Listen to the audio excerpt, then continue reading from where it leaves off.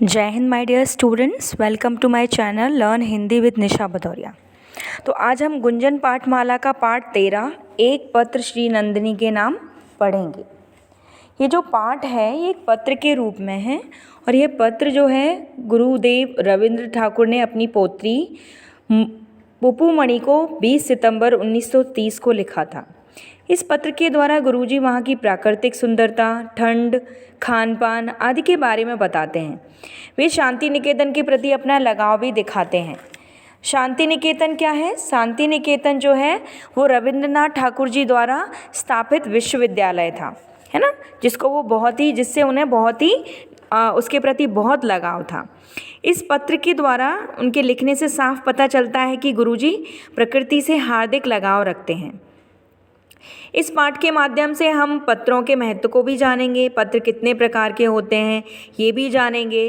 जैसा कि हम सभी जानते हैं पत्र 2 प्रकार के होते हैं, औपचारिक और अनौपचारिक पत्र। अनौपचारिक पत्र जो हम अपने मित्रों, सगे संबंधियों को लिखते हैं, जिन्हें हम जानते हैं उनको लिखते हैं, उनके लिए हम कौन से पत्र लिखते हैं? अनौपचारिक पत्र। और जो औपचारिक पत्र होते हैं जिनको हम फॉर्मल लेटर भी कहते हैं इंग्लिश में, तो जो फॉर्मल लेटर होता है ये आप किसी अखबार के लिए या आप अपने स्कूल के प्रधानाचार्य को लिखते हैं छुट्टी के लिए, जो आपको एप्लीकेशन लिखते हैं, है ना, या किसी अखबार के लिए, मैगज़ीन के लिए या किसी संस्था के लिए, तो उसमें वो आपके औपचारिक पत्र होते हैं जो ऑफिशियल लेटर होते हैं। फॉर्मल इसलिए जी चाहता है कि शांति निकेतन चला आऊँ। शांति निकेतन उनके द्वारा स्थापित विश्वविद्यालय है जहाँ से उन्हें बहुत लगाव था।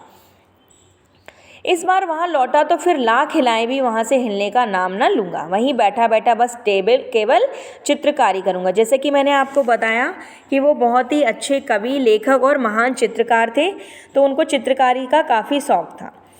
उन्होंने वनमाली रोज़ सवेरे गरम गरम कॉफ़ी और बटर टोस्ट पहुंचा दिया करेगा। उसके बाद अपने उसी लाल बजरी बिछे बाग में टहलने आ जाया करूँगा, हाथ में एक लंबी सी छड़ी लेकर। उसके बाद अब रहने दो, नाश्ता आ गया है, बताऊं क्या आया है? कॉफ़ी, डबल रोटी, मक्खन, 2 किस्म के पनीर, बिना क्रीम का दही और उबले हुए 2 अंडे, इनके अलावा अंगूर, सेब। और यहाँ पर वो अपने ब्रेकफास्ट के बारे में बता रहे हैं कि वहाँ पर वो क्या क्या ब्रेकफास्ट करते हैं, है ना, क्या क्या नाश्ते में किया है उन्होंने। नाश्ते के बाद गर्म पानी से नहाकर फिर लिखने बैठा हूँ। बादल अब बहुत कुछ छट गए हैं, धूप निकल आई है, पेड़ों की डालें हवा में डोल रही हैं और पत्ते झिलमिल झिलमिल चमक उठे हैं और न जाने कितनी तरह की चिड़ियाँ गा रही हैं। इन चिड़ियों को मैं पहचान नहीं सका हूँ। आज और कुछ लिखने का समय नहीं रह गया है ना। इसी के साथ वो अपना पत्र अपनी जो पोत्री को लिखते हैं वो उसमें विराम देते हैं, है ना। धन्यवाद। आई होप आप सभी को ये